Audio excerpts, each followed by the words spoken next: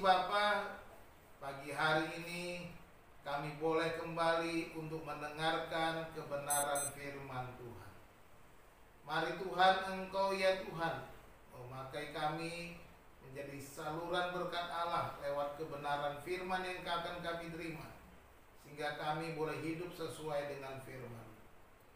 Berbicaralah ya Tuhan, terangilah hati dan pikiran kami, penuhilah kami dengan Roh-Mu yang kudus, supaya kami dapat memahami kebenaran firman Tuhan. Biarlah Tuhan yang menolong kami, memberi hikmat dan pengertian. Berbicaralah kepada kami ya Bapa, kami siap mendengar. Di dalam nama Tuhan Yesus Kristus kami berdoa. Haleluya. Amin. Salam semuanya. Salam. Puji Tuhan, kita bisa bersama-sama kembali pagi hari ini untuk bersama beribadah, memuji Tuhan, menyembah Tuhan, dan terlebih lagi merenungkan firman Tuhan. Bapak Ibu Saudara dikasih Tuhan, khotbah saya hari ini berjudul bertahan di dalam tekanan. Ya, kita masih dalam situasi yang menekan kita. Ya, situasi wabah, situasi krisis, ada banyak orang kehilangan pekerjaan ataupun berkurangnya pendapatan ya dialami oleh banyak orang dan menjadi sebuah tekanan kehidupan. Kita belajar hari ini bagaimana supaya kita bisa bertahan di dalam tekanan-tekanan yang kita hadapi. Ada banyak pencobaan yang datang dari luar kehidupan kita. Ada banyak persoalan-persoalan yang kita hadapi. Tapi kita mau belajar dari firman Tuhan yang akan kita baca dari kitab Filipi pasal 4 ayat 4 sampai ayat yang ke-7. Filipi pasal 4 ayat 4 sampai ayat yang ke-7. Demikian firman Tuhan. Bersukacitalah senantiasa dalam Tuhan.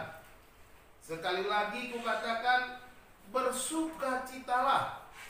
Hendaklah kebaikan hatimu diketahui semua orang.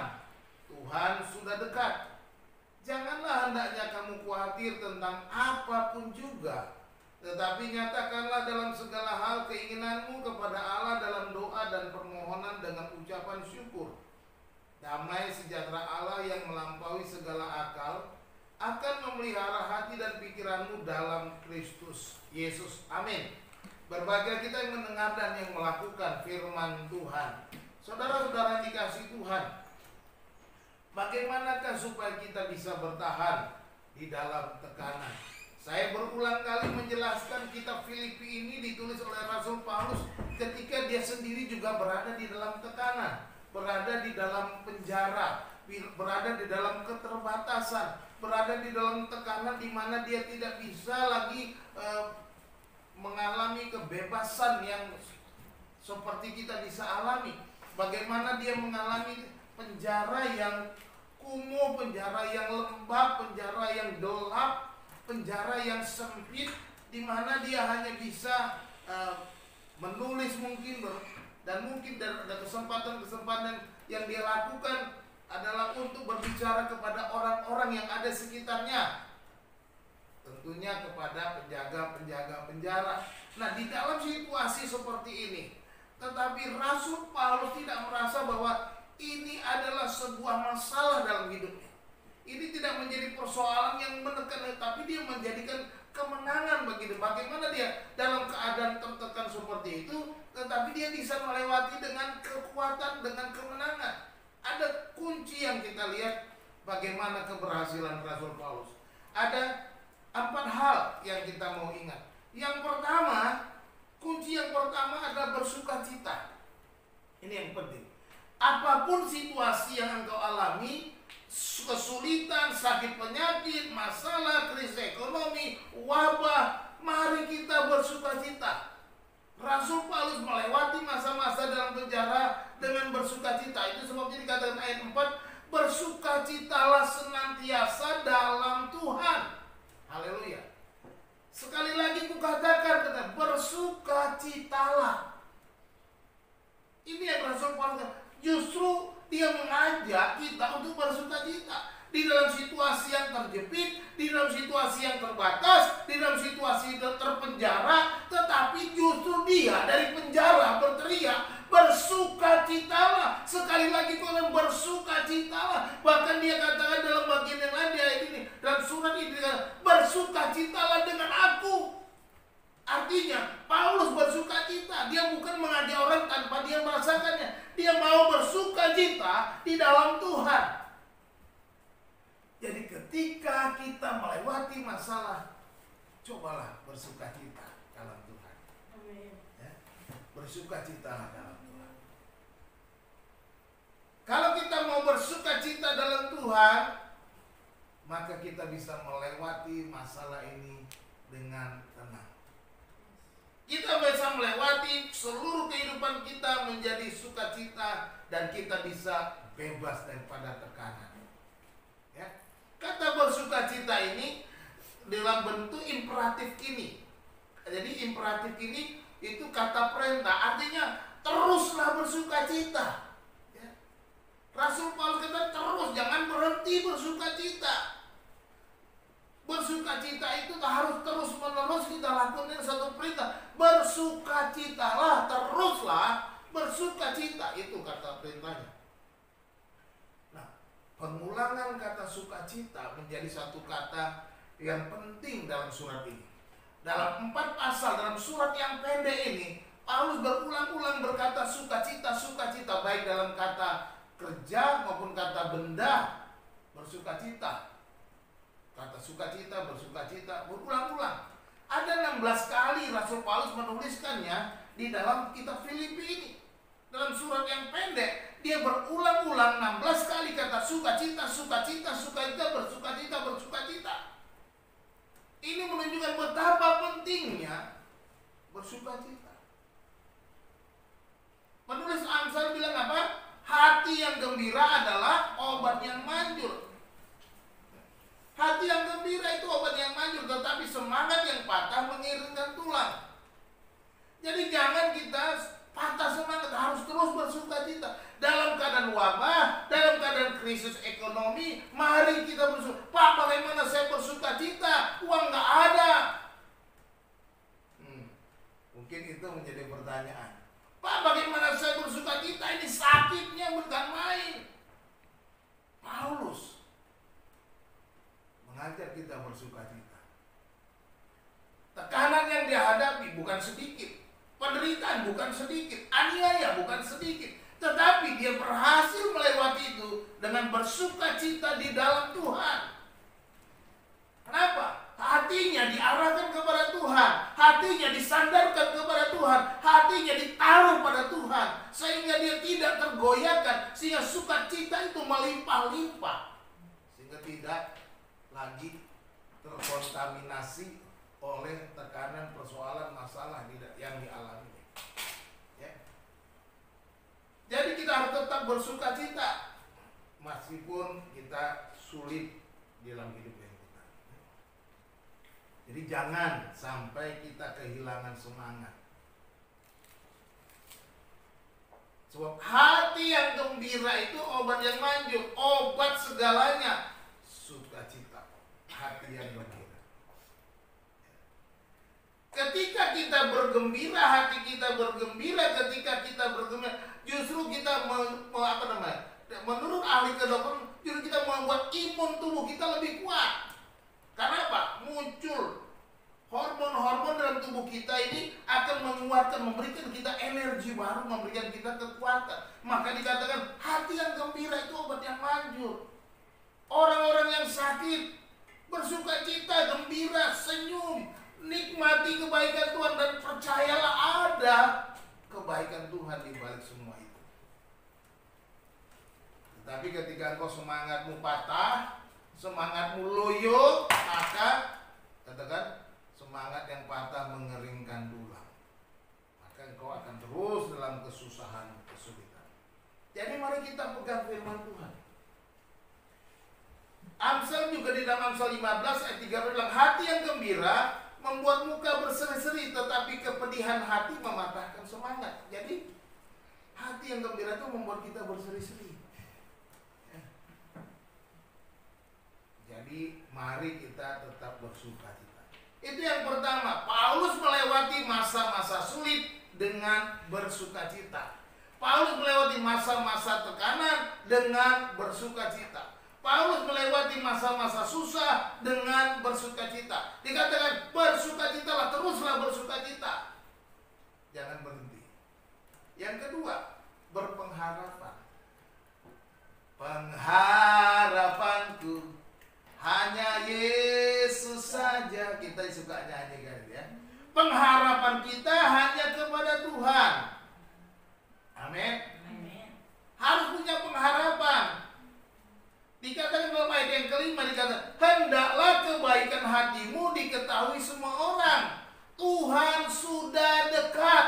Kata Tuhan sudah dekat mengajak orang percaya, mengajak gereja di Filipi, mengajak saudara dan saya untuk punya pengharapan. Oh, tidak seberapa penderitaanmu, tidak seberapa masalahmu, tidak seberapa penyakitmu, tidak seberapa semua yang kita alami di dunia. Ingat, Tuhan sudah dekat. Di sana ada upahmu, di sana ada kemenanganmu, di sana ada sukacita, ada kemenangan. Di sana kita akan meninggalkan semua penyakit, semua kesusahan, semua penderitaan. Kita akan tinggal bersama Tuhan. Sudah dekat.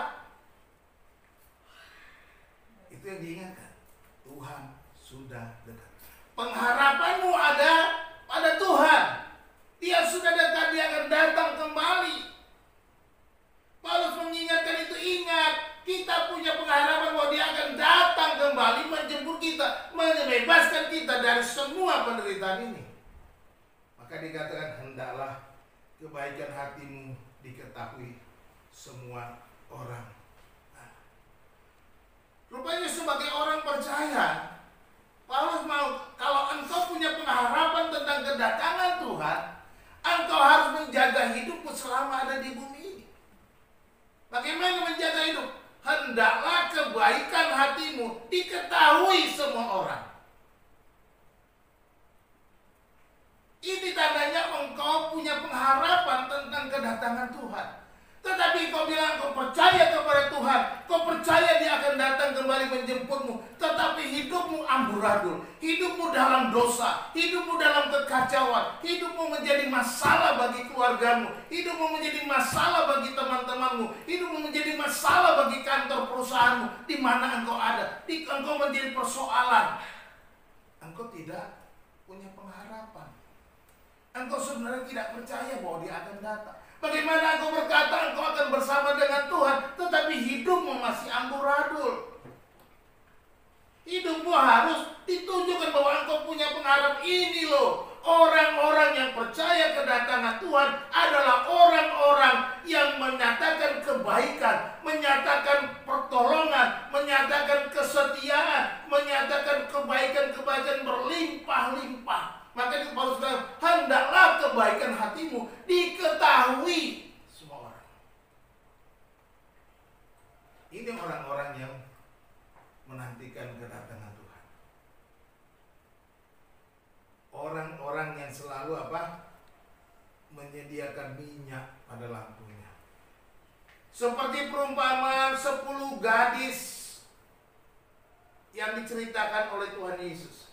Ada 5 gadis bijak, ada 5 gadis bodoh. 5 gadis bodoh ini tidak siap-siap, tidak menyediakan minyak. 5 gadis bijak ini menyiapkan minyak untuk dia menunggu kedatangan pengantin laki-laki.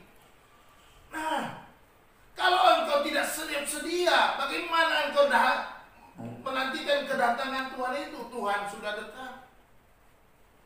Sedia lampu, sedia minyak pada lampu. Ya. Jadilah gadis yang minyak. Bagaimana supaya sedia minyak? Ya hidupmu harus jadi terang. Lampumu harus terus menyala. Hendaklah kebaikan hatimu diketahui. Lampumu terus menyala. Hiduplah dalam takut akan Tuhan. Jadilah orang-orang yang takut akan Tuhan.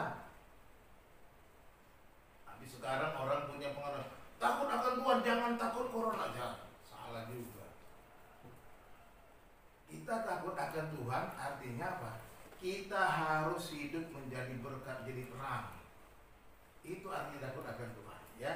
Menjadi contoh, menjadi teladan. Karena kata, hendaklah kebaikan hatimu diketahui semua. Perbuatan baik kita harus dilihat orang lain. Itu artinya terang. Itu artinya garam. Ini yang Tuhan mau. Jadi jangan bilang kau menantikan kedatangan Tuhan, tapi hidupmu masih dalam kegelapan. Gak mau jadi berkat. Gak jadi berkat di rumah, gak jadi berkat di lingkungan, gak jadi berkat di kantor, gak jadi berkat. Justru jadi troublemaker. Repot kalau kayak gitu. Hendaklah kebaikan hatimu diketahui semua orang. Tuhan sudah dekat. Miliki pengharapan. Paulus, penderitaan gak masalah, toh Tuhan sudah dekat. Ini akan aku lewati, katanya. Aku demikian gak masalah, Tuhan sudah dekat. Aku terus harus bekerja. Beritakan Injil. Makanya ketika dia di penjara berulang-ulang, dia memberitakan Injil kepada orang-orang. Bahkan dikatakan dengan pemenjaraannya, orang-orang di sekitar penjara itu dan menjaga dia, semua mendengar Injil. Ini menjadi kesempatan. Jadi tidak dijadikannya penderitaan itu sebagai halangan untuk menjadi berkat. Jangan jadikan penderitaan itu halangan untuk kita menjadi terang. Di penjara bukan batasan, kata Paulus. Dibelenggu bukan menjadi hambatan untuk terus menyatakan kebaikan. Ini yang harus kita punya pengharapan. Karena kita punya pengharapan, kita harus menjadi orang yang terbaik. Wahyu 3 ayat 10 dan 11 dulu. Karena engkau menuruti firman-Ku untuk tekun menantikan Aku. Ini kata Tuhan Yesus. Maka Aku pun akan melindungi engkau dari hari pencobaan yang akan datang atas seluruh dunia untuk mencobai mereka yang diam di bumi. Aku datang segera, peganglah apa yang ada padamu supaya tidak seorang pun mengambil mahkotamu. Ini pesan kepada gereja. Pada hari pencobaan, Aku akan datang. Peganglah apa yang ada padamu supaya tidak seorang mengambil mahkotamu. Tuhan ingatkan itu. Orang-orang yang menantikan Tuhan akan dilindungi Tuhan. Jadi orang-orang yang punya pengharapan pasti ada dalam perlindungan. Yang ketiga, supaya bisa melewati tekanan, bisa bertahan dalam tekanan, kita harus bersyukur. Pertama, bersukacita. Kedua, berpengharapan. Ketiga, kita harus bersyukur. Haleluya. Ayat 6 bilang, janganlah hendaklah kamu khawatir. Hendaknya kamu khawatir tentang apapun juga, tetapi nyatakanlah dalam segala hal keinginanmu kepada Allah dalam doa dan permohonan dengan ucapan syukur. Jadi yang ketiga adalah bersyukur. Rasul Paulus menyatakan janganlah khawatir, katanya, tentang apapun juga. Paulus mengingatkan kembali kepada gereja, mengingatkan kembali perkataan Yesus sendiri. Janganlah kamu khawatir akan hidupmu, akan apa yang kamu makan, akan apa kamu minum, akan apa kamu pakai, katanya. Di dalam Matius pasal 6. Nah, diingatkan. Kalau kita baca mulai 25. Ya. Jangan khawatir semuanya. Yesus bilang apa? Semua itu dicari oleh bangsa-bangsa yang tidak mengenal Allah. Oh. Kita bangsa yang mengenal Allah.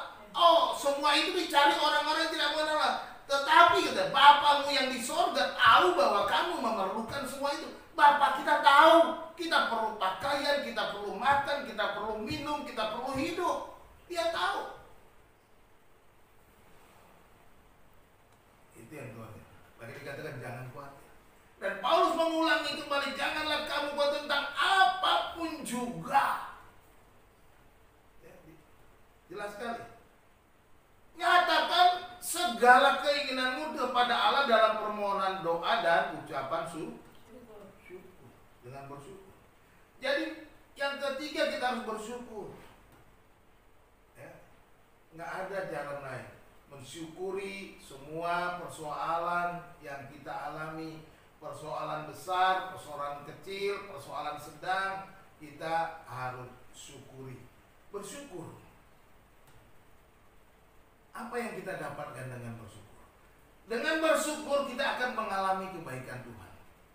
Ya, itu yang pertama. Dengan bersyukur kita akan mengalami kebaikan Tuhan. Karena apa? Karena Tuhan sudah bilang bahwa Allah Bapa kita tahu bahwa kita memerlukan apa yang kita segala yang kita perlukan. Ya, jadi bersyukur. Dan biarkan Tuhan melakukan kebaikannya kepada kita. Dengan demikian yang kedua kita mengalami kebaikan Tuhan, kita juga mengalami kuasa Tuhan, mengalami mujizat Tuhan, di mana Tuhan bekerja menyediakan apa yang kita perlukan. Dengan demikian juga yang ketiga, kita mengalami kebaikan, kita mengalami kuasa, kita mengalami hadirat Tuhan.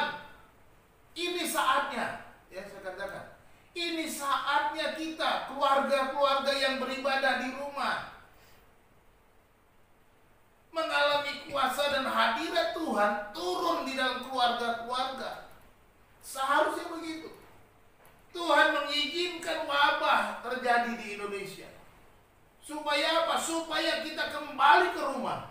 Supaya kita berkumpul di rumah. Kita bersyukur semuanya atas semua itu. Kita bersekutu bersama-sama.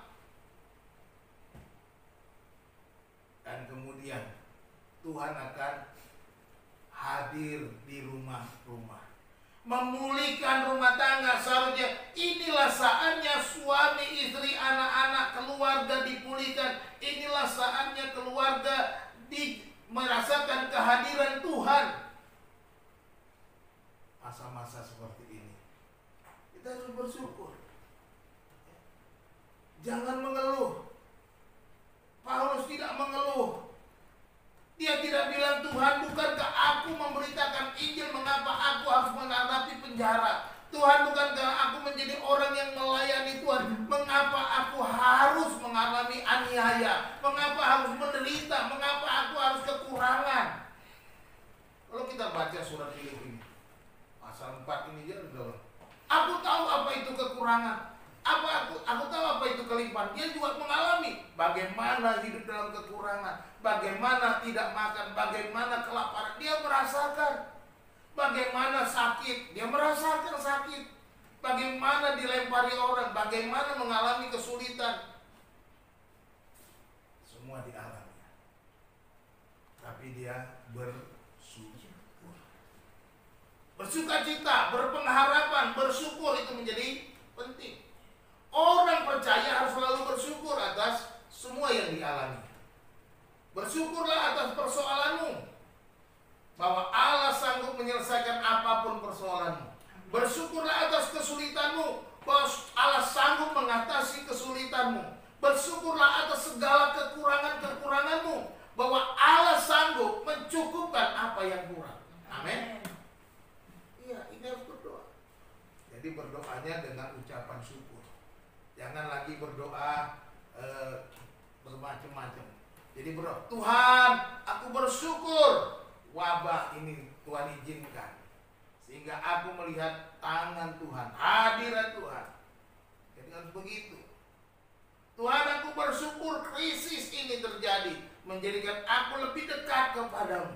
Aku percaya Engkau sanggup mengatasi.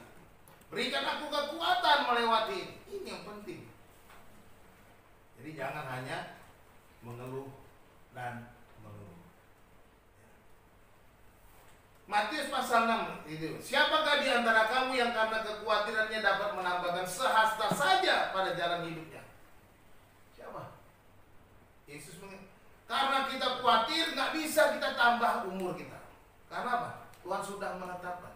Tuhan menetapkan langkah-langkah orang yang hidupnya berkenan kepadanya. Sudah ditetapkan. Nggak bisa kita tambah sehasta saja. Sebab itu janganlah kamu khawatir akan hari besok, karena hari besok mempunyai kesusahannya sendiri. Kesusahan sehari cukuplah untuk sehari. Itu kata Tuhan Yesus. Nggak usah khawatir. Bersyukur. Bersyukurlah atas segala yang kita alami. Yang keempat, setelah kita bersukacita, berpengharapan, bersyukur, dan yang keempat, kita harus beriman. Ayat 7 juga, damai sejahtera Allah yang melampaui segala akal akan memelihara hatimu dan pikiranmu dalam Kristus Yesus. Haleluya. Ini satu kebenaran. Paulus ini sebenarnya merupakan doa, ya, di mana dengan damai sejahtera Allah yang melampaui segala akal akan memelihara hati dan pikiranmu dalam Kristus Yesus. Kita bisa menerima ini dengan iman kita. Pak, bagaimana bisa damai sejahtera? Imani. Bagaimana saya bisa damai keadaan begini? Imani. Kita hanya perlu beriman bahwa Allah sumber damai sejahtera itu sanggup. Seperti kita nyanyikan, Engkau yang berkuasa sanggup melakukan mujizat-Mu di hidupku. Damai sejahtera itu mujizat. Kalau engkau bisa damai di tengah-tengah krisis, itu mujizat. Dan itu bisa Allah kerjakan. Ini kita harus imani. Tanpa iman bagaimana ya? Apa iya ya? Kita Allah itu sumber damai sejahtera. Nggak masuk akal. Tapi kita yang semua nggak masuk akal itu kita imani. Bukan berarti tidak bisa terjadi. Damai sejahtera Allah yang melampaui segala akal akan memenuhi kita, akan memelihara kita di dalam segala macam situasi. Dia yang memelihara kita. Terimalah dengan iman. Iman adalah dasar dari segala sesuatu yang kita harapkan dan bukti dari segala sesuatu yang tidak kita lihat. Damai sejahtera Allah nggak kelihatan, tapi kita percaya, kita mengharapkan itu terjadi, dan doa ini menjadi kehidupan kita. Kita terima dengan beriman bahwa Allah itu adalah Allah pemelihara, beriman bahwa Allah itu Allah sumber damai sejahtera, beriman bahwa Allah akan memelihara hidup kita, memelihara hati dan pikiran. Seperti saya katakan minggu lalu, dari hati terpancar kehidupan. Makanya jagalah hatimu dengan segala kewaspadaan, karena dari situlah terpancar kehidupan.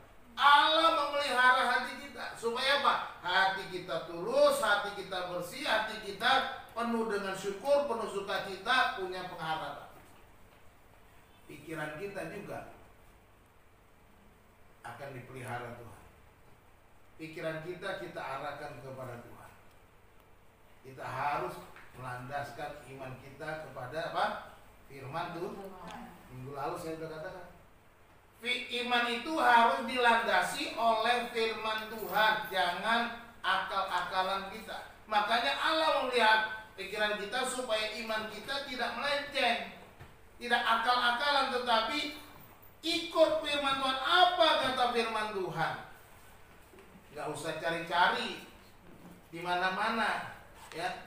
Saudaraku yang dikasih Tuhan, saudaraku gak usah cari-cari dengan bertapa supaya Tuhan bicara. Gak usah pergi kemana, tempat yang gelap, tempat yang tersembunyi, saudara minta Tuhan bicara, gak perlu. Baca aja Alkitabnya, saudara dapatkan jawaban di sini. Apa yang akan saudara lakukan? Ini jawabannya. Ada banyak orang, beberapa orang yang menyebut diri kesenangan, mencari-cari sensasi, dan mencari-cari Tuhan bicara dan lain sebagainya. Padahal Tuhan sudah bicara. Imani firman Tuhan. Jangan cari yang lain lagi. Akhirnya kita bisa ditipu oleh si jahat. Si jahat bisa menyerupai malaikat terang. Datang kepada saudara, bilang begini begitu, padahal saudara tertipu. Hati-hati. Beriman kepada firman Tuhan. Kita sudah punya Alkitab lengkap yang tertulis. Kalau saudara dengar ada sesuatu yang lain yang tidak sama dengan Alkitab, saya katakan jangan diterima. Kalau sudah nggak sama dengan Alkitab, jangan diterima. Ya, karena ini yang kita pegang. Kalau kita yang tertulis saja kita nggak mau pegang, masa kita mau terima yang dari luar lagi? Apa dasarnya kita percaya dari sesuatu yang nggak jelas? Sementara yang sudah tertulis aja kita meragukannya. Jadi ini yang pertama. Percaya firman Tuhan, pegang dengan iman. Apa kata firman ini jawabannya. Jadi itu yang keempat, kita harus beriman. Rasul Paulus bisa melewati masa-masa sulit, masa tekanan dalam penjara. Karena apa? Imannya tidak digoyahkan. Karena apa? Dia percaya Allah memelihara hati dan pikirannya sehingga dia bisa tetap bertahan. Dia bisa bertahan dalam situasi-situasi yang tidak menyenangkan, situasi-situasi sulit yang dialaminya. Dia bisa bertahan. Dan kita pun pasti bisa. Sekalipun beda ya. Penjaranya sekarang kan beda. Paulus penjaranya yang fisik, kita di penjara karena wabah, harus di rumah, terkurung kita, nah, kemana-mana, bosan dan lain sebagainya. Ya, bersabar, bersyukur, beriman. Ibrani 11 ayat 6 bilang apa? Tetapi tanpa iman tidak mungkin orang berkenan kepada Allah. Sebab barang siapa berpaling kepada Allah, ia harus percaya bahwa Allah ada dan bahwa Allah memberi upah kepada orang yang sungguh-sungguh mencari Dia. Amin. Allah memberi upah kepada orang-orang yang sungguh-sungguh mencari Dia. Beriman kepada Tuhan. Ada upahnya. Jadi nggak usah takut dalam situasi sekarang itu, tetap beriman. Jangan goyah. Jangan mudah diombang-ambingkan pengajaran-pengajaran palsu. Jangan mudah ditarik sana, ditarik sini, diajak orang ke sana. Oh iya, oh sih. Lalu kita mencari-cari jalan. Allah memberi upah. Ini janji firman Tuhan, pegang. Orang-orang yang sungguh-sungguh mencari Tuhan akan dapat upah. Tanpa iman, nggak mungkin orang berkenan kepada Allah. Kalau kita beriman, kita percaya Allah itu ada. Kalau Allah itu ada, Dia pasti melihara. Dia memberi upah. Luar biasa. Sudahkah kita menghadapi hidup kita dengan bersukacita? Menghadapi hidup kita dengan senyum. Sekarang pada pakai masker, senyumnya nggak kelihatan. Kelihatan di matanya kan, ya kan gitu. Orang senyum kan matanya juga ada reaksi ya. Tapi teruslah tersenyum. Sukacita. Sudahkah kebaikanmu nyata dalam hidupmu sehari-hari? Sebagai orang yang punya pengharapan, nyatakan kebaikanmu dalam hidupmu sehari-hari dimanapun ada. Sudahkah engkau bersyukur atas kesulitan-kesulitanmu? Jangan mengeluh, jangan putus asa, bersyukurlah. Tuhan tahu apa yang menjadi keperluan. Sudahkah hati dan pikiranmu terpelihara? Imani bahwa Allah sumber damai sejahtera itu akan memelihara hati dan pikiranmu dalam Kristus Yesus. Dan Dia akan memberkati. Itu yang harus kita ingat. Sebagai penutup, saya mau baca sebuah catatan dari seorang hamba Tuhan, Rick Warren, penulis buku apa tuh? Hidup yang bertujuan, purpose driven life. Ya, purpose driven life. Dia menulis begini. Allah mengajarkan kita untuk mengasihi. Ya, Allah mengajar kita untuk mengasihi dengan cara, nah ini luar biasa, menempatkan hal-hal yang tidak kita kasih, orang-orang yang tidak mengasihi kita, dengan cara menempatkan, ya, dengan cara menemukan beberapa orang yang tidak mengasihi kita di sekitar kita. Ini bicara soal tekanan. Jadi ini saya terjemahkan ya. Jadi Allah mengajar kita untuk mengasihi dengan cara menempatkan orang-orang di sekitar kita, orang-orang yang tidak mengasihi kita. Luar biasa.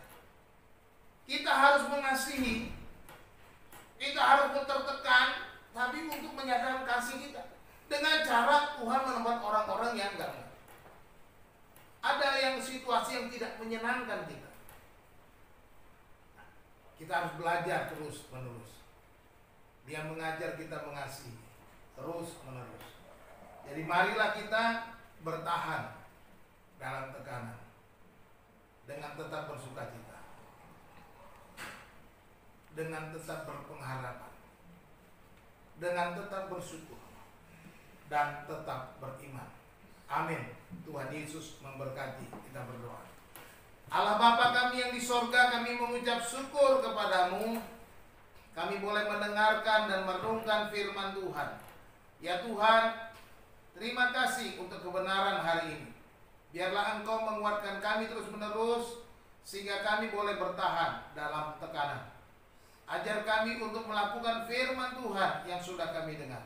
Roh Kudus mengingatkan kami bahwa kami harus selalu bersukacita, kami harus selalu berpengharapan, bersyukur dan beriman di tengah-tengah pandemi ini Tuhan, di tengah-tengah kesulitan, di tengah-tengah orang-orang yang tidak mengasihi kami, di tengah-tengah penjara yang kami alami masing-masing. Terima kasih Bapa, hamba-Mu berhenti berbicara. Roh Kudus biar Engkau terus berbicara kepada kami, mengingatkan kami sehingga kami melakukan firman Tuhan yang sudah kami dengar. Terpujilah Engkau Tuhan. Kami serahkan doa kami, hidup kami hanya di dalam nama Tuhan kami, Yesus Kristus Juru Selamat kami hidup. Haleluya. Amin.